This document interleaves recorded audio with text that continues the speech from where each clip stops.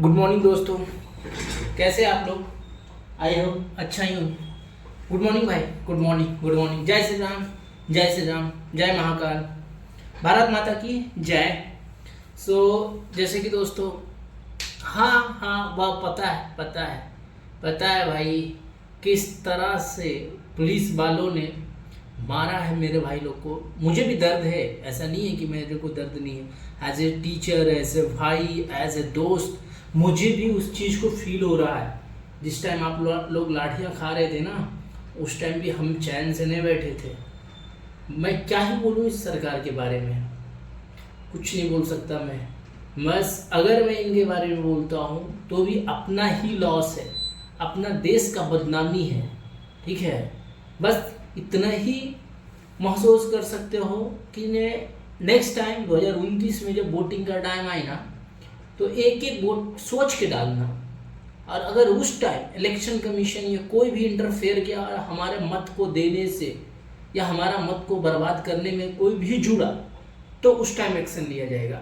अभी कुछ नहीं, बस हम इतनी कहेंगे कि आप लोग शांति बना के रखिए, आप अपने में नहीं झगड़िए, आप बस संयम से काम लीजिए। आपको उग्र नहीं होना है, ना ही इस देश के कोई प्रॉपर्टी को हानि पहुंचाना है। क्योंकि ये जो देश की प्रॉपर्टी जितनी बनी है ना, किसी सरकार के या किसी एमएलए, किसी एमएलसी, किसी के पॉकेट से 1 रुपया नहीं गया, वो हम लोग का 1-1 रुपया गया हुआ। तो जब आपको कुछ तोड़ने का मन करे ना, तो आप अपना घर के सामान को याद करिएगा। ठीक है, अगर आपको कोई भी उस्का भी रहा है कि तुम तोड़ो, या कोई उस्काने का ट्राई कर रहा है, तो भी आपको वो सब नहीं तोड़ना है। आप उसको जवाब पीसफुली दीजिए, उसको से दूरी बना के रखिए।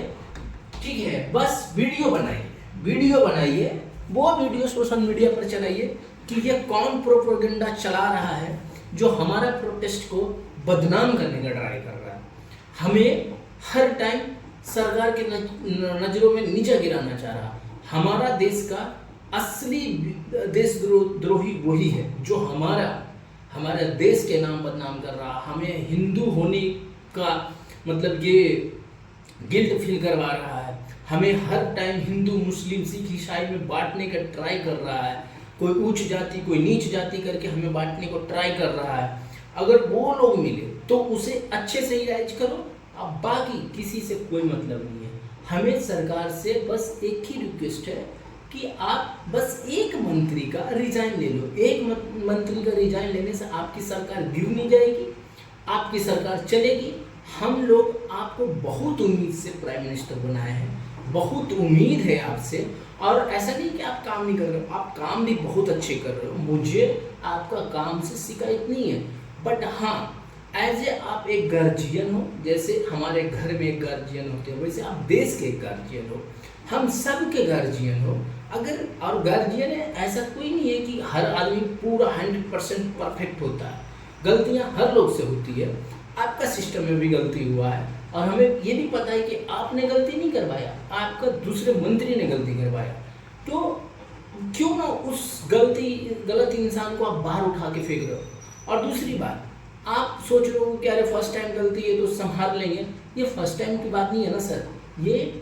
ये टाइम टू टाइम हमेशा यही किया है। उसके बाद भी इतना नीट एग्जाम होने के बाद भी अगर आज भी स्टूडेंट नीट के गड़बड़ी से जूझ रहा है, तो ये तो पूरा का पूरा फेलियर सिस्टम है।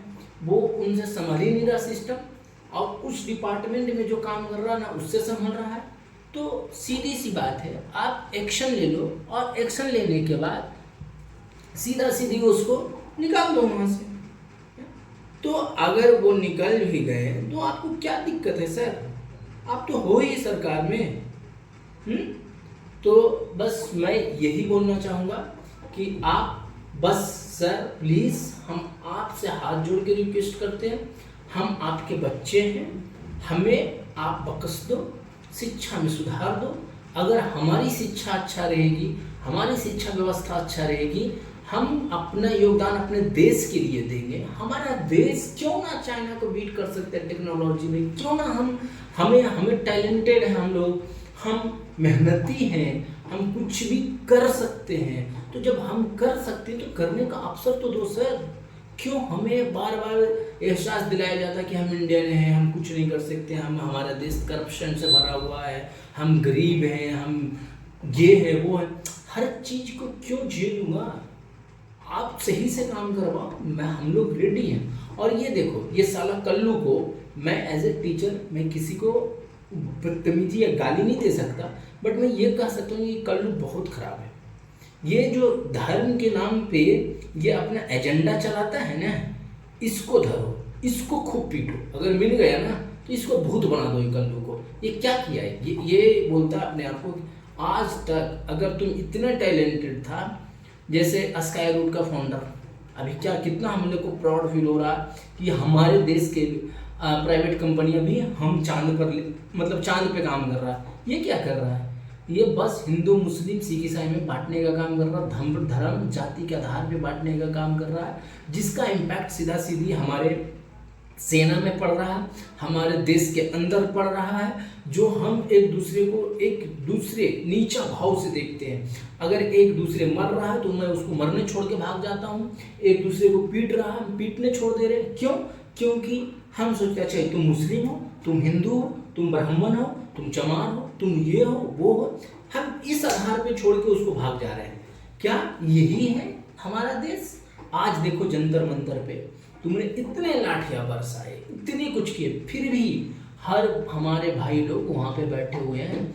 और ये देखो जितने लोग कहते हैं चीन, बांग्लादेश, अपने नेपाल या पाकिस्तान से फंडिंग आ रहा है, यूएसए से फंडिंग आ रहा है, भाई किसी से फंडिंग कोई नहीं दे रहा, ठीक है। और हाँ, दूसरी बात, अगर कोई ये कह रहा है कि हम बांग्लादेश और पाकिस्तान बनेंगे, तो ये बांग्लादेश पाकिस्तान कभी नहीं बनेगा, क्योंकि ये हमारा देश है। हम बांग्लादेशी नहीं है, ना है हम नेपाली हैं, हम हैं भारतीय। हम अपने जन्मभूमि, कर्मभूमि, मातृभूमि के लिए मर मिट सकते हैं, लेकिन हम अपने देश को नाम धूमिल नहीं होने देंगे। तो भाई जितने हैं, हम सब स्टूडेंट से रिक्वेस्ट करते हैं कि आप पढ़ाई पे ध्यान दो, कुछ भी मत करो, लड़ाई झगड़ा से दूर रहो, बस फोकस करो, और सरकार अपना काम करेगी, आज नहीं तो कल करना पड़ेगा, ठीक है। तो है, मुझे भी दुख है, ऐसा नहीं है कि आप लोग मार खा रहे हो, हम बस टीचर हैं या हम पढ़ा रहे हैं तो बस हम पढ़ा रहे हैं, ऐसा नहीं है। मैंने भी हर वीडियो को करीब से देखता हूँ, हमें भी दर्द होता है, मैं भी सपोर्ट कर रहा हूँ। ऐसा नहीं है कि मैंने सपोर्ट नहीं करता हूँ, मैं दूर से भी कर सकता हूँ, दूर से भी करता हूँ मैं।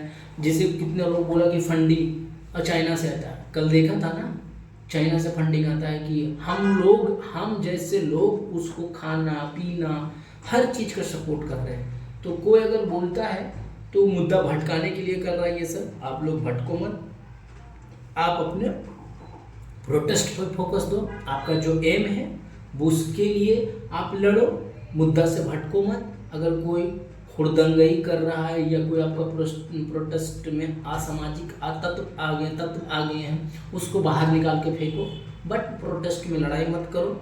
हम अगर पुलिस वाले को हम मारते हैं तो पुलिस वाले हमारा ही भाई लोग हैं, हम भी उनका भाई लोग हैं, तो दर्द किसको हो रहा? हमको नहीं तो उनको। बीच वाला मजा ले रहा है, 4 गो टट्टू लोग जो धर्म के नाम पे हम लोग को बांटता है, हमारी सरकार भी मजा ले रही है। ये सब जितना जल्दी हो सकता है हम सरकार से आग्रह करेंगे कि आप जितना जल्दी हो सकता है इस मुद्दा को ख़त्म करिए, बात करके इस मुद्दा को ख़त्म कराइए। सब युवा अपना अपना घर जाएगा, हमारे देश का जितना मान सम्मान है वो हमेशा बना ही रहेगा, अगर हम लोग प्रयास करेंगे तो। अगर और हम इसको डिले करते हैं तो ये प्रोटेस्ट बहुत वाइडली जा रहा है, हर स्टेट में होना स्टार्ट हो गया है, जो कि एक गलत इम्प्रेशन हमारा देश के बारे में बना रहा है। ये हमारा देश के धूमिल कर रहा है, नाम को धूमिल कर रहा है। तो इसे हमें जल्द से जल्द रोकना चाहिए, और सरकार से भी यही आग्रह है कि आप थोड़ा प्रयास करिए और इस चीज़ को रोकवाइए। और दूसरी बात, सर हम लोग गरीब हैं, इसका मतलब ये नहीं कि हम लोग कुछ भी ना बोलें। अगर बोलते हैं तो हम गलत नहीं बोलते, आपका सच्चाई के बारे में हम बताना चाहते हैं। जैसे अलग पांडे सर, मैंने फिजिक्स वाला को देखा, बेचारा वो उनके कोचिंग में रेड मारवा रहे हो, ईडी सीबीआई भेज रहे हो, उसके पहले तो नहीं भेजे थे आप कभी। मतलब कि अगर कोई मुद्दा है जिसे हम स्टूडेंट के पैसा अगर खा रहे हैं तो अगर स्टूडेंट रो रहा है तो मैं स्टूडेंट के बारे में क्यों ना बोलूँ। वैसे ही फिजिक्स वाला सर ने किया है, अलग पांडे सर, कि अगर मुद्दा बननी है तो जाएंगे ना भाई, मुद्दे पे तो बात करेंगे ही जाके, क्योंकि उनका पैसा खाते हैं हम, बच्चे के पैसा से चल रहे हैं ना। तो बच्चा अगर हमारा रो रहा तो हम क्यों ना उस पर बात करेंगे। तो CIDI का खेल बंद करिए। दूसरी बात, आप काम पर ध्यान दीजिए। आप अच्छे काम कर रहे हो, आप अच्छे नाम से जाने जाते हो, आप बस बने रहो।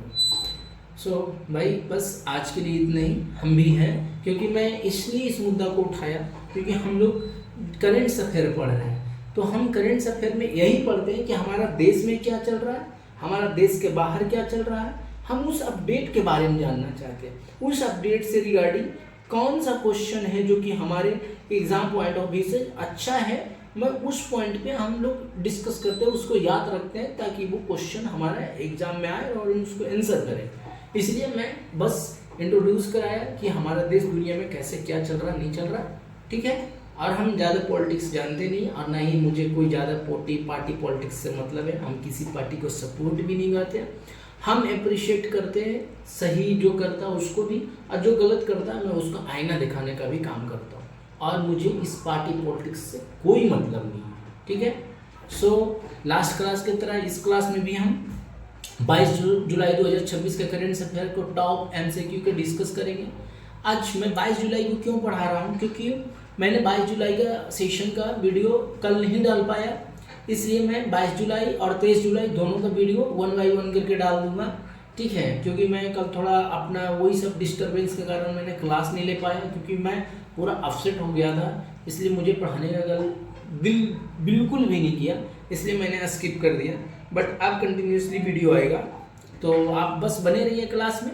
मैं आपको हर चीज़ वो पढ़ाऊँगा जो आपके एग्ज़ाम के पॉइंट ऑफ व्यू से अच्छा हो, कम समय में, क्योंकि लाठी खाने का भी टाइम मिले, ताकि टाइम टू टाइम प्रोटेस्ट करोगे भाई तो लाठी तो खाओगे, तो लाठी खाते हुए भी पढ़ाई करोगे फिर भी अच्छे से पास हो जाओगे। मैं ट्राई करता हूँ कि ऐसा एक कंटेंट दूँ आपको।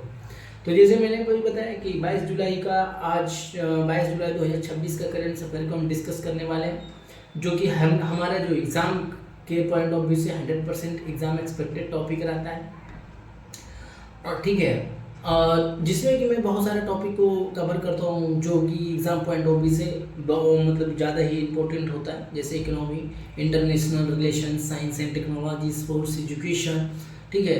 ये जो 5 टॉपिक है ना, बहुत हॉट टॉपिक है, ये एग्ज़ाम पॉइंट ऑफ व्यू से बहुत ज़्यादा अच्छा है, यहाँ से बहुत ज़्यादा क्वेश्चन भी पूछे जाते हैं, इसलिए मैं इसी 5 टॉपिक का सीरीज बना के चल रहा हूँ, ठीक है। और हाँ, अपना अगस्त 22 से वर्दी क्लासेस स्टार्ट होने वाला है, वर्दी का फाउंडेशन बैच स्टार्ट होगा, वो बैच को जरूर ज्वाइन करिएगा। वहाँ पर आपको स्टैटिस्टिक्स के साथ साथ मैथ भी मिलेंगे, आपको साइंस का क्वेश्चन बहुत सारे मिलेंगे, आपको कंप्यूटर साइंस का क्वेश्चन मिलेंगे, मतलब वहाँ पर आपको एक फुल कैप्सूल टाइप के दिया जाएगा, जो कि वहाँ से बहुत सारे क्वेश्चन आपको आएंगे, ठीक है। तो 1 अगस्त से वो बैच सुबह आरंभ होने वाला है।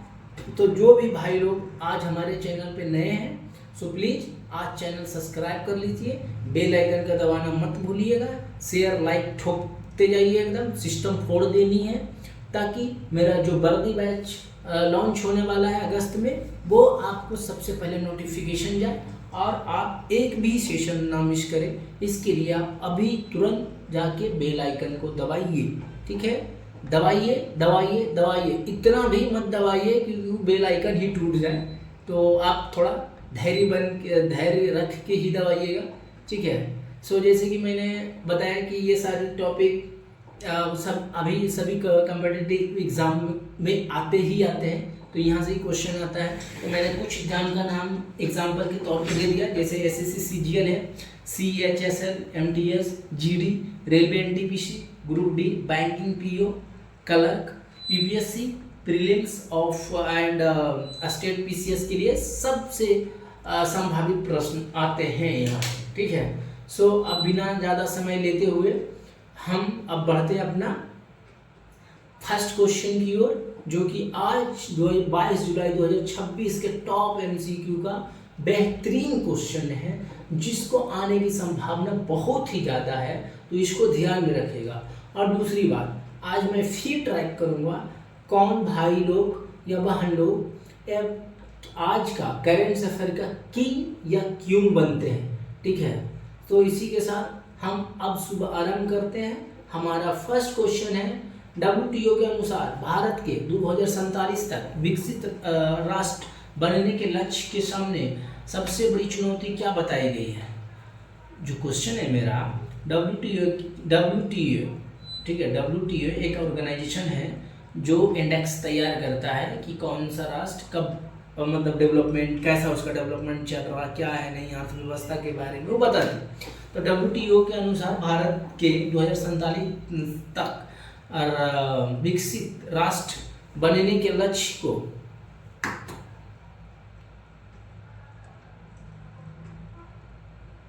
ठीक है, बनने के लक्ष्य को सामने सबसे बड़ी चुनौती क्या बताई गई है, तो उसका है ट्रेड बैरियर।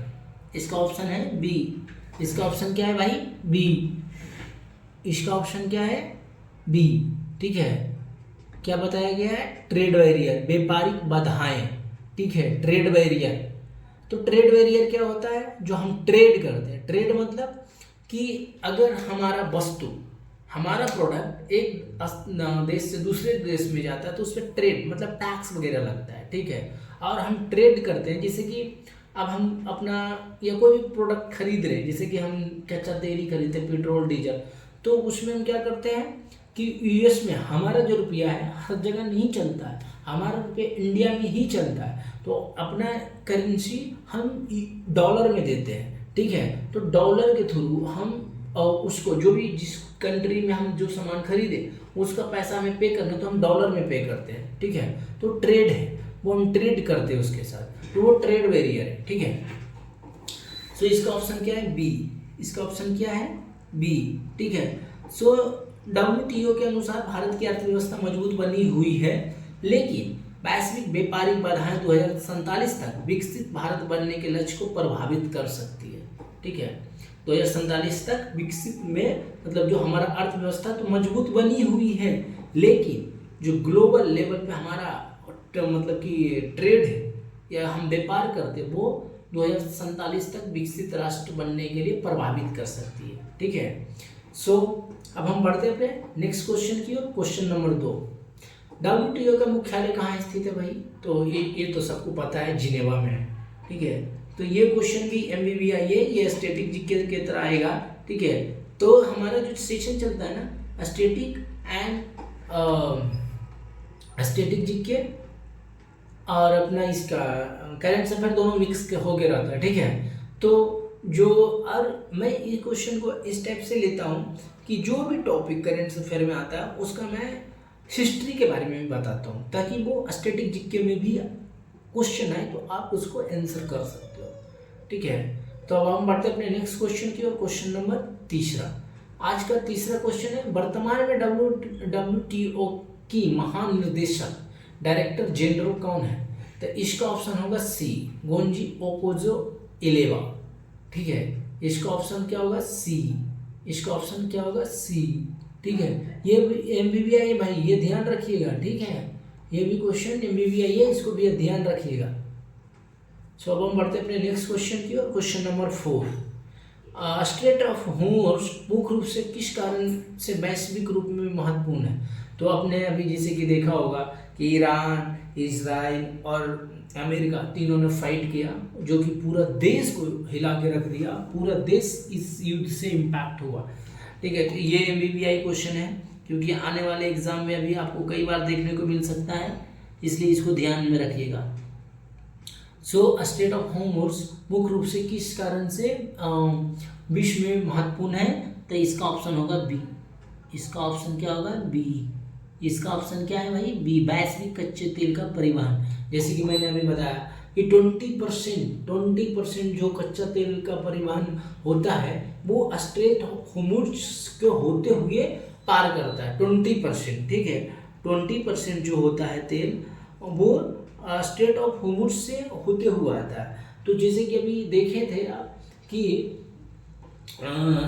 जब ईरान, इजराइल और यूएस के लड़ाई हुआ स्ट्रेट ऑफ हॉर्मुज के लिए, वो एरिया को ब्लॉक होने से हर देश में क्राइसिस हो गया, डीजल हो, पेट्रोल हो, गैस हो, ये हर चीज़ के लिए किल्लत हुआ। जैसे कि आपने हम लोगों ने अभी अभी भारत में देखा था, ठीक है।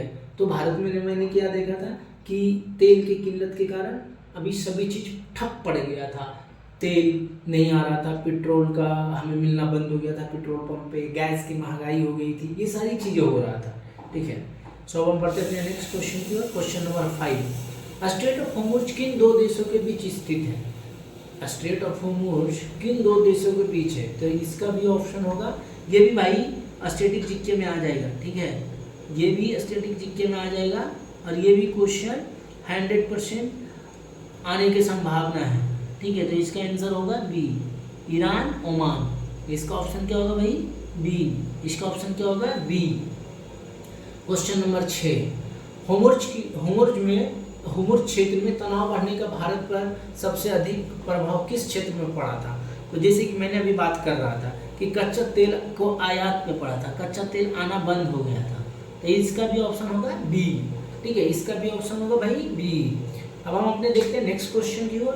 क्वेश्चन नंबर 7, गोल्डमैन साचेस के अनुसार यदि होर्मुज का संकट जारी रहता तो कच्चे तेल का कीमत कितने डॉलर प्रति बैरल के ऊपर जा सकता था? तो इसका भी ऑप्शन होगा डी, $120 बैरल, $120 तो अभी आई थिंक $70 है या $60 है, एग्जैक्ट अभी काउंट नहीं है पता, बट इतना ही के बीच में है। तो जैसे कि आपने अभी देखा था कि अपना मोदी जी को ट्रोल किया जा रहा था कि अगर बैरल हमारा पेट्रोल का मतलब कि तेल का दाम में घट गया तो पेट्रोल और डीजल क्यों महंगा है, उसको भी घटाना चाहिए। हाँ, ये सही है, क्योंकि भाई अगर हम महंगाई हम झेलते हैं तो अगर कुछ सस्ता होता तो हमें मिलना चाहिए ना बेनिफिट है। अगर सरकार को महंगाई सहन शक्ति नहीं कर सकती है, मतलब नहीं सह सकती है, वो डायरेक्ट हम लोग से लेती है, तो भाई सस्ता होने के बाद वो बेनिफिट हमें मिलनी चाहिए या नहीं मिलनी चाहिए? मिलनी चाहिए, ऑफ कोर्स मिलनी चाहिए। तो ये यहाँ पर भी है, बहुत सारे फैक्टर है जो कि हमारी सरकार ने किया है, तो ही पूरा लोग अभी प्रताड़ित होके इतना मतलब जो प्रोटेस्ट कर रहा है तो कर रहा है, ठीक है। एक मुद्दा केवल नीट नहीं है, लोग तबाह हो चुका है हर मुद्दे से, ठीक है। तो अब हम बढ़ते अपने नेक्स्ट क्वेश्चन की ओर। क्वेश्चन नंबर 8, भारतीय रुपया हाल ही में किस विदेशी मुद्रा के मुकाबले में कमजोर हुआ? तो जैसे कि मैंने बताया कि जो हम ट्रेड करते हैं ना, कि कोई भी प्रोडक्ट हम खरीदते हैं तो डॉलर में देते हैं पैसा, तो जो हमारे रुपया के आंकलन होती है, वैल्यू को मतलब हमारा रुपया के वैल्यू को वैल्यूएशन किया जाता है, वो डॉलर से किया जाता है। डॉलर जितना बढ़ेगा और उतना हमारा रुपया का वैल्यू घटेगा, डॉलर जितना घटेगा उतना हमारा रुपया का वैल्यू बढ़ेगा। तो जैसे आपने देखा होगा कि पहले हमारा 1 रुपया बराबर $90 था, अभी फिलहाल 1 रुपया इक्वल टू $95 है। तो हमारा 1 रुपया हमें $95, मतलब हमारा जो रुपया है ना, हम मतलब कि $1 के लिए हम 95 रुपीज़ हम देते हैं, ठीक है। हम 1 रुपया के लिए 95 रुपीज़ हमको देना पड़ता है, ठीक है। तो 95 रुपया $1 बराबर, तो उसमें क्या हुआ कि हमारी रुपया कमज़ोर है। अगर हम इक्वल हो जाएंगे तो हम यूएस को कम्पीट करेंगे, लेकिन यूएस हमें से बहुत ही ज़्यादा है। तो इसका ऑप्शन होगा कौन सा? सी। इसका ऑप्शन क्या है? सी है, ठीक है। ये भी MBBI क्वेश्चन है, इसको भी ध्यान रखिएगा, ठीक है। अब हम बढ़ते हैं अपने नेक्स्ट क्वेश्चन की ओर। क्वेश्चन नंबर 9, NSE ने हाल ही में कौन सा नया इंडेक्स लॉन्च किया? NSE ने हाल ही में कौन सा नया इंडेक्स लॉन्च किया? तो इसका ऑप्शन भी होगा बी, असीमा इंडेक्स। ये भी क्वेश्चन MBBI है भाई, ये करंट अफेयर है, ये MBBI है, ठीक है। तो इसका ऑप्शन होगा बी, असीमा इंडेक्स, ठीक है, असीमा इंडेक्स। इसका ऑप्शन क्या होगा? असीमा इंडेक्स, बी। अब हम बढ़ते हैं अपने नेक्स्ट क्वेश्चन की ओर। तो हमारा नेक्स्ट क्वेश्चन क्या है भाई लोग? असीमा इंडेक्स मुख्य रूप से किस प्रकार के निवेश को बढ़ावा देता है? तो इसका भी ऑप्शन होगा क्या? बी, क्रूरता मुक्त निवेश, क्रूरता मुक्त निवेश, ऑप्शन बी, ठीक है, ऑप्शन बी। तो फिर से मैं दोहराना चाहता हूँ कि भाई हम लोग कोई भी हम लोग हिंदू विरोधी नहीं है, नहीं हम सनातन हैं, हम सनातनी को सपोर्ट करते हैं। राम हमारे पूजनीय हैं, पूजनीय थे, पूजनीय रहेंगे। किसी के लिए पूछ रहे हैं, सीता का पति बोले या पुरुषोत्तम राम बोले या कुछ भी, क्योंकि अगर मैं उनको बोलता हूँ कि पुरुषोत्तम राम, तो पुरुषोत्तम राम तो सीता के पति ही है ना। तो ये सब मुद्दा नहीं है कि हमारे भगवान को अपमान कर रहा, माफ़ी मांगना चाहिए। चलो ठीक है, अगर मैं अपने नाम को, हमारे नाम को कोई अगर अलग से बुला रहा, बट हमको उससे रिलेशन है, सपोज दैट अगर हम मैरिज हैं तो हमें अगर उसका पति के नाम से बुले तो हमें ज़रूर क्यों आएगी भाई, क्योंकि मैं हूँ उसका पति। तो ये सब मुद्दा झूठ का है, ये सब में मत फंसो, पढ़ाई करो, ठीक है। और जो भी, फिर से मैं कहता हूँ कि जो भी भाई लोग अभी क्लास ज्वाइन किए, तो प्लीज़ उनसे मेरा हाथ जोड़ के विनती है, आप चैनल जरूर सब्सक्राइब करिए। सबसे पहले चैनल सब्सक्राइब करिए, उसके बाद आगे पढ़िए। और चैनल सब्सक्राइब के बेल आइकन दबाना मत भूलिएगा। और हाँ, इतना भी मत दबाइए कि बेल ही टूट जाए। चलो बेल ही तोड़ दो, सिस्टम तोड़ दो, जो करना है तो उखाड़ फेंको, लेकिन क्लास में जुटे रहो। अब हम बढ़ते अपने नेक्स्ट क्वेश्चन की ओर आज की। तो WTO के किस प्रकार के संगठन है? तो यह एक व्यापार का संगठन है। जैसे कि मैंने बताया था कि WTO है ना, ये ट्रेड या व्यापार जो हमारा वैश्विक स्तर पे होता है, तो वो ही आकलन किया कि हाँ, जो हमारा उद्देश्य है जो 2047 में हमारा राष्ट्र विकसित राष्ट्र बनेगा, तो वो एक मेन बैरियर है जो ट्रेड बैरियर है, जैसे कि आपने देखा होगा अभी, ठीक है। तो ट्रेड बैरियर के कारण हमारा राष्ट्र विकसित राष्ट्र 2047 तक बनने में बाधाएं आ सकती हैं, ठीक है। तो इसका ऑप्शन भी क्या है भाई? बी है। इसका भी ऑप्शन क्या है? बी, ठीक है। अब हम बढ़ते हैं अपने नेक्स्ट क्वेश्चन की, क्वेश्चन नंबर 12। भारत की आर्थिक वृद्धि पर हालिया रिपोर्ट किस संस्था ने जारी किया? तो ये WTO ने जारी किया था। इसका भी ऑप्शन होगा सी, जैसे कि मैंने बताया था, ठीक है। WTO जो कि व्यापार संगठन को ये नियंत्रित करता है। अब हम बढ़ते हैं अपने नेक्स्ट क्वेश्चन की, क्वेश्चन नंबर 13। भारत के लिए रेड सी और होर्मुज संकट का सबसे बड़ा प्रभाव किस पर पड़ सकता था? भारत के लिए रेड सी और लाल सागर और होर्मुज का संकट सबसे बड़ा प्रभाव किस पर पड़ सकता था? तो ये ऊर्जा सुरक्षा, ऑप्शन नंबर बी, ऊर्जा सुरक्षा, ठीक है, ऊर्जा सुरक्षा। अब हम देखते हैं अपने नेक्स्ट क्वेश्चन की। नेक्स्ट क्वेश्चन हमारा है 14। भारत अपनी तेल आवश्यकताओं का अधिकांश भाग किस माध्यम से प्राप्त करता है? तो ये करता है आयात, ऑप्शन नंबर 20। आयात क्या है? मतलब कि हमारा जो है, हमारे पास तेल का संग्रह नहीं है, तो हम क्या करते हैं, दूसरे देश से इंपोर्ट कराते हैं, उसको आयात बोलते हैं, ठीक है। इंपोर्ट कराना ही आयात है। जैसे हम अगर चलो मान लिया हमने ईरान से तेल खरीद लिया, इजराइल से खरीदा, अमेरिका से खरीदा, रूस से खरीदा, तो जो तेल है ना वो आया है, हम ना बेचे हैं। एक्सपोर्ट इंपोर्ट, इंपोर्ट मतलब आयात, एक्सपोर्ट मतलब भेजना दूसरे देशों में, निर्यात, ठीक है, उसको एक्सपोर्ट को हम निर्यात कहते हैं हिंदी में। अब हम अपना नेक्स्ट क्वेश्चन की ओर देखते हैं। नेक्स्ट क्वेश्चन है 15वां। कच्चे तेल की कीमत बढ़ने से सबसे पहले किस पर प्रभाव पड़ा था? तो ये भी होगा ऑप्शन नंबर बी, इन्फ्लेशन, मुद्रास्फीति, ठीक है। ये ऑप्शन नंबर ए, मुद्रास्फीति, इन्फ्लेशन, ठीक है। हम बढ़ते हैं अपने नेक्स्ट क्वेश्चन की ओर, क्वेश्चन नंबर 16। भारत में मौद्रिक नीति, मॉनेटाइजेशन पॉलिसी कौन संचालित करता है? तो ये तो सबको पता है भाई, और ये क्वेश्चन RBI से तो रिलेटेड बहुत सारे क्वेश्चन आएंगे, तो जो भी RBI से रिलेटेड है, MBBI है, इसको ध्यान रखिएगा सबसे पहली बात।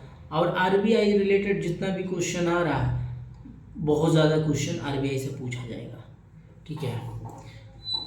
तो जो भी RBI के क्वेश्चन आ रहे हैं प्लीज़ ध्यान रखिएगा। तो अब हम पढ़ते हैं अपने नेक्स्ट क्वेश्चन की, क्वेश्चन नंबर 17। RBI का मुख्यालय कहाँ स्थित है? ये तो सबको पता है कि सबसे पहले कोलकाता में था, अभी फिलहाल उसको मुंबई में है, ठीक है। तो RBI का मुख्यालय कहाँ है? मुंबई, इसका भी ऑप्शन क्या होगा, ये सब याद रखिएगा, ये स्टैटिक जीके में है, ठीक है, तो इसको याद रखिएगा। और ये पहले मुंबई से कोलकाता में था, ये भी पूछा जाता है कि पहले मुंबई से पहले कहाँ था, तो कोलकाता में था, कोलकाता से मुंबई शिफ्ट किया गया, तो अभी आरबीआई का मुख्यालय मुंबई में है। अब हम देखते हैं नेक्स्ट क्वेश्चन की ओर। नेक्स्ट क्वेश्चन हमारा 18वां है, भारत में शेयर बाजार का मुख्य सूचकांक कौन सा है, तो इसका है सेंसेक्स, ठीक है, मुख्य सूचकांक क्या है, सेंसेक्स, ठीक है। ये टूटेगा तो मार्केट गिरेगा, ये बढ़ेगा दैट मीन्स मार्केट अच्छा है, तो सेंसेक्स ही हमारा सूचकांक है, ठीक है, मार्केट का, शेयर बाजार का प्रमुख सूचकांक कौन सा है, सेंसेक्स। भाई ये सब क्वेश्चन एमबीबीआई है, इसको ध्यान रखिएगा, समझ में आया ना। अब हम बढ़ते हैं अपने नेक्स्ट क्वेश्चन की ओर। क्वेश्चन नंबर 19, भारत का सबसे बड़ा स्टॉक एक्सचेंज कौन सा है, तो ये है ऑप्शन नंबर ए, एनएससी। कौन सा है, एनएससी, ठीक है, ऑप्शन नंबर ए, एनएससी, इसका है नेशनल स्टॉक एक्सचेंज, ठीक है, एक एजेंसी है जो कि एनएससी है, ठीक है। अब हम बढ़ते अपने नेक्स्ट क्वेश्चन के, क्वेश्चन नंबर 20, जीएसटी लागू होने की तिथि क्या था, ये स्टैटिक जीके है और ये एमबीबीआई है, आप ध्यान रखिएगा, ये क्वेश्चन आएंगे। तो इसका ऑप्शन क्या है, बी, जीएसटी कब लगा था भाई, 1 जुलाई 2017 में, 1 जुलाई 2017 में, ठीक है। इसका ऑप्शन नंबर क्या है, बी, इसका ऑप्शन नंबर क्या है, बी, 1 जुलाई 2017, ठीक है। तो ये क्वेश्चन आएंगे, आप ध्यान रखिएगा। अब हम बढ़ते अपने नेक्स्ट क्वेश्चन की ओर। क्वेश्चन नंबर 21, भारत का केंद्रीय बैंक कौन सा है, भारत का केंद्रीय बैंक कौन सा है, तो इसका भी ऑप्शन होगा क्या, बी, आरबीआई, इसका भी ऑप्शन क्या होगा, बी, आरबीआई। अब हम बढ़ते अपने नेक्स्ट क्वेश्चन की ओर। नेक्स्ट क्वेश्चन है हमारा 22, वर्तमान में भारत की मुद्रा क्या है, वर्तमान में भारत की मुद्रा क्या है, रुपया, ठीक है। जैसे कि मैंने अभी लास्ट क्वेश्चन पे डिस्कस कर रहा था कि जो हमारा रुपया है, हमारा भारतीय मुद्रा रुपया है जो हमारा इंडिया में चलता है, बट अगर हमें दूसरे देशों में अपने कुछ चीज़ें खरीदते हैं तो हमें डॉलर में पे करता है, ठीक है, तो ये हमारा रुपया केवल भारत में ही चलता है।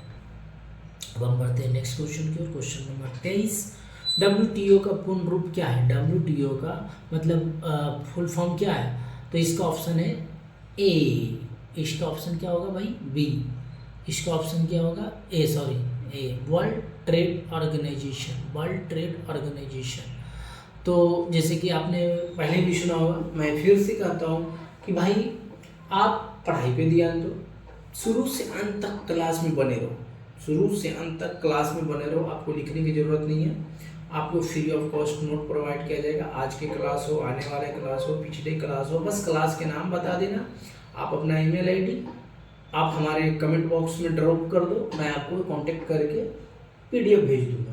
दूसरी बात, हम ये भी कहते हैं जो भी भाई लोग हैं जो गरीब हैं, जिनको एग्ज़ाम देने जाने में दिक्कत है, फाइनेंशियल इशू हो रही है, कोई फॉर्म भरना है, फॉर्म नहीं भर पा रहे हैं, तो मैं हर लोगों से विनती करता हूँ, बस प्लीज़ आप हमें कांटेक्ट करें, यथासंभव मैं आपको हेल्प करूँगा जितना हो सकता है। मैं ये नहीं बोल सकता हूँ 5 करोड़, मतलब कोई भी कमिटमेंट मैं ये दे रहा हूँ आपको, बट ये कह सकता हूँ कि मैं ज़रूर हेल्प करूँगा जितना हो सकता है हमसे, ठीक है। अब हम बढ़ते अपने नेक्स्ट क्वेश्चन की ओर। क्वेश्चन नंबर 24, तेल की कीमतों में वृद्धि निम्नलिखित में से कौन सा क्षेत्र पर सबसे अधिक प्रभाव पड़ता है, तो जैसे कि मैंने बताया था कि इसका है सभी में, जैसे परिवहन हो गया, ऊर्जा हो गया, उद्योग, क्योंकि तेल तो हर जगह यूज होता है ना, जहाँ भी इंजन चल रहा है, ठीक है, जहाँ भी इंजन चल रहा है वहाँ पे ईंधन की ज़रूरत है, तो इंजन इक्वल टू ईंधन, तो कहीं भी ऑप्शन में मिल जाए, नोट फॉर ये ऑप्शन, कोई भी ऑप्शन दिख जाए आपको जो कि इंजन से रिलेटेड है, जहाँ पे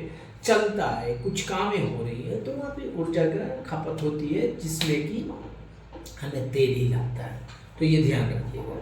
क्वेश्चन अब हम देखते हैं आज का नेक्स्ट क्वेश्चन, क्वेश्चन नंबर 25, प्रतियोगी परीक्षाओं के दृष्टिकोण से ये क्वेश्चन की कोई बात नहीं है, ये क्वेश्चन आप छोड़ भी सकते हो, और ये क्वेश्चन नहीं है, ठीक। क्वेश्चन नंबर अब हम 27 देखते हैं, जेमिनी एआई किस कंपनी का एआई प्लेटफॉर्म है, तो इसका ऑप्शन है भाई सी, गूगल, ठीक है। और AI से रिलेटेड जितना भी क्वेश्चन है वो सब MBBI है, सब MBBI है, ठीक है। वो 110% एग्जाम एक्सपेक्टेड टॉपिक है। आप आने वाले एग्जाम में, कई एग्जाम में देखने को मिलेगा। तो AI रिलेटेड जितना भी क्वेश्चन आता है प्लीज़ उसको ध्यान रखिएगा, भूलना नहीं है, ठीक है। अब हम देखते हैं अपने नेक्स्ट क्वेश्चन की ओर चलते हैं। नेक्स्ट क्वेश्चन है हमारा 28। माइक्रोसॉफ्ट के वर्तमान CEO कौन है? सत्य नडेला। ये भी ऑप्शन सी है। तो ये जो टेक्नोलॉजी रिलेटेड क्वेश्चन है, ठीक है, जैसे कि मैंने बताया था साइंस टेक्नोलॉजी, तो मैं उस टॉपिक में घुस चुका हूँ और उसको कवर कर रहा हूँ। तो सत्य नडेला जो माइक्रोसॉफ्ट को CEO है अभी वर्तमान में। अब हम देखते हैं next question, question number 29। Google के सह संस्थापक को फाउंडर कौन है जिनका नाम हाल ही में खबरों में आया? तो इसका भी ऑप्शन होगा भैया सी, ठीक है, इसका भी ऑप्शन होगा सी। तो आप ये सब क्वेश्चन को MBBI मार के रखिए, क्योंकि साइंस एंड टेक्नोलॉजी से ये सब क्वेश्चन आते हैं, ठीक है, तो ध्यान रखिएगा। हम बढ़ते अपने नेक्स्ट क्वेश्चन की ओर, क्वेश्चन नंबर 30।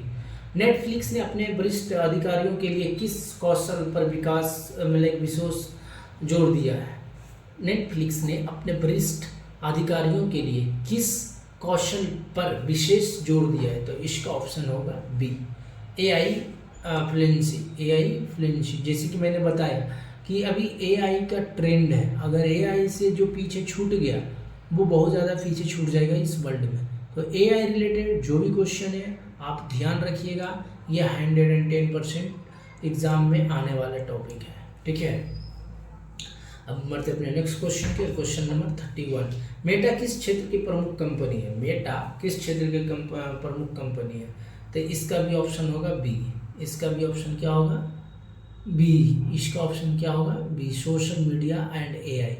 जैसे कि आपने देखा होगा जो फेसबुक चला रहे हो, इंस्टाग्राम चला रहे हो, ट्विटर नहीं, फेसबुक, इंस्टाग्राम, टेलीग्राम, ये सब क्या है? एक सोशल मीडिया प्लेटफॉर्म है। ये किसने बनाया? इसका कौन बनाया? तो मेटा ये सब के मतलब फाउंडर है, ठीक है। तो ये याद रखिएगा।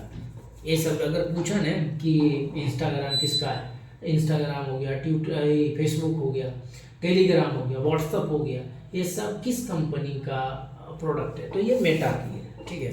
ये किस प्रमुख कंपनी है, किस क्षेत्र की प्रमुख कंपनी, तो ये सब याद रखिएगा। अब हम बढ़ते हैं अपने नेक्स्ट क्वेश्चन की, क्वेश्चन नंबर 32। OpenAI द्वारा विकसित लोकप्रिय AI चैटबॉट कौन सा है? OpenAI द्वारा विकसित लोकप्रिय AI चैटबॉट कौन सा है? तो इसका क्या होगा? इसका भी ऑप्शन होगा सी, चैट जीपीटी, सीरी बिरी नहीं है, चैट जीपीटी है, ठीक है, सी। अब हम बढ़ते अपने नेक्स्ट क्वेश्चन की और, क्वेश्चन नंबर 33। B1 वीज़ा किस देश द्वारा जारी किया जाता है? तो ये B1 वीज़ा, H1B1 वीज़ा, ये B1 वीज़ा किस देश के द्वारा जारी किया जाता है? तो इसका भी ऑप्शन क्या होगा भाई? सी, USA, ठीक है, USA। अब हम बढ़ते अपने नेक्स्ट क्वेश्चन के, क्वेश्चन नंबर 34। B1 वीज़ा मुख्यतः किस उद्देश्य के लिए होता है? B1 वीज़ा मुख्यतः किस उद्देश्य के लिए होता है? तो इसका ऑप्शन है बी, बिजनेस विजिट वीज़ा, इसका ऑप्शन होगा बी। अब हम बढ़ते अपने नेक्स्ट क्वेश्चन की ओर, क्वेश्चन नंबर 35। हाल ही की खबरों में किस देश ने भारतीय छात्रों को वर्क परमिट संबंधित सलाह जारी की है? हाल ही की खबरों में किस देश ने भारतीय छात्रों को वर्क परमिट संबंधित सलाह जारी की है? इसका ऑप्शन होगा बी, कनाडा। जैसे कि आपने अभी देखा होगा हाल ही फिलहाल में कनाडा ने क्या किया, बहुत सारा स्टूडेंट के एग्ज़ाम लेने के बाद, पैसा सबमिट लेने के बाद उसको अपने कॉलेज से बाहर कर दिया, यूनिवर्सिटी से, बोला कि आपका दाखिला ही नहीं हुआ, उसके साथ स्कैम हुआ। तो अभी इसलिए ये ज़्यादा चर्चा में है, ठीक है। सो अब हम पढ़ते हैं अपने नेक्स्ट क्वेश्चन की ओर, क्वेश्चन नंबर 36। नासा किस देश की अंतरिक्ष एजेंसी है? नासा किस देश की अंतरिक्ष एजेंसी है? तो इसका भी ऑप्शन होगा बी, इसका भी ऑप्शन होगा बी, अमेरिका, ठीक है। सो अब हम बढ़ते हैं अपने नेक्स्ट क्वेश्चन की ओर, क्वेश्चन नंबर 37। नासा का मुख्यालय कहाँ स्थित है? तो इसका भी ऑप्शन होगा क्या? बी, वाशिंगटन DC, जो अमेरिका में है, ठीक है। तो हमेशा से आप क्वेश्चन के साथ जुड़े रहिए, क्वेश्चन को रिलेट करिए, चलते फिरते याद करिए। अगर याद नहीं करना है तो हाथ में यूट्यूब है, फ़ोन है, फ़ोन में आपका यूट्यूब है, यूट्यूब से ओपन करिए, चलते फिरते याद करिए। आपको लिखने की ज़रूरत नहीं है ना, बस सुनने की ज़रूरत है। आप सुनते जाइए, रिवीजन भी होगा, याद होगा, कभी भूल नहीं पाओगे एक भी चीज़ें। तो आप चलते फिरते भी आप हर चीज़ को कवर कर सकते हो, ठीक है। तो हम बढ़ते हैं अपने आज का नेक्स्ट क्वेश्चन की ओर। क्वेश्चन नंबर 38, WHO का मुख्यालय कहाँ स्थित है? WHO का मुख्यालय कहाँ स्थित है? तो इसका भी ऑप्शन होगा बी, इसका ऑप्शन होगा बी, जिनेवा, ठीक है, जिनेवा। अब हम आज के क्लास के सेकंड लास्ट क्वेश्चन देखते हैं। आज के क्लास के सेकंड लास्ट क्वेश्चन देखते हैं। संयुक्त राष्ट्र यूएन का मुख्यालय कहाँ स्थित है? संयुक्त राष्ट्र यूएन का मुख्यालय कहाँ स्थित है? यह है New York, option number C, option number C, New York. तो आज अब हम बढ़ते हैं अपने नेक्स्ट क्वेश्चन की ओर, जो कि आज का सेशन का लास्ट क्वेश्चन होगा। क्वेश्चन नंबर 40, IMF का मुख्यालय कहाँ स्थित है? IMF का मुख्यालय कहाँ स्थित है? ठीक है, IMF का मुख्यालय कहाँ स्थित है? तो IMF का मुख्यालय कहाँ स्थित है? ए, जिनेवा, ठीक है। सो जिनेवा, जिनेवा, ठीक है। तो आज के लिए इतना ही। थैंक यू एंड धन्यवाद, ठीक है। आप हमारे चैनल को सब्सक्राइब करना ना भूलिएगा, चैनल सब्सक्राइब करिए, बेल आइकन को दबाना मत भूलिएगा। और हाँ, आपको PDF फ्री में चाहिए आज की क्लास के, लास्ट क्लास के या आने वाले क्लास के, तो आप अपना मैसेज ड्रॉप करना मत भूलिएगा। और सबसे पहले आप यहाँ पे इंस्टाग्राम पे आप सूरज टीम 01 पे हमें DM कर सकते हो, अपना ईमेल ID ड्रॉप करते हो जो कि ये है। आप फेसबुक पे सॉलस पर पे फॉलो करके आप अपना DM करके हमें इंस्टाग्राम लाइक कोई भी ID दे सकते हो जहाँ पे मैं आपको PDF सेंड कर सकूँ। फ़ोन नंबर मेरा ये है, व्हाट्सअप आप कर सकते हो। और ऑफ कोर्स आप यूट्यूब पे हमेशा हर टाइम 24/7 कोई क्वेश्चन हो, कोई कुछ भी हो रिलेटेड, मोटिवेशन, लाइफ में कुछ मोटिवेशन, करियर गाइडेंस, कुछ भी हो, प्लीज़ आप मुझे ड्रॉप करिए कमेंट बॉक्स में। आप अपना कमेंट, हम आपके पास बहुत जल्द कांटेक्ट करेंगे, आपको हर चीज़ का रिप्लाई करेंगे, ठीक है। तो आज के लिए इतना ही। जय हिंद, जय भारत, जय गौ माता, जय Shri Ram. Thank you. So दोस्तों, जैसे कि आज हम कुछ करेंट अफेयर का क्वेश्चन को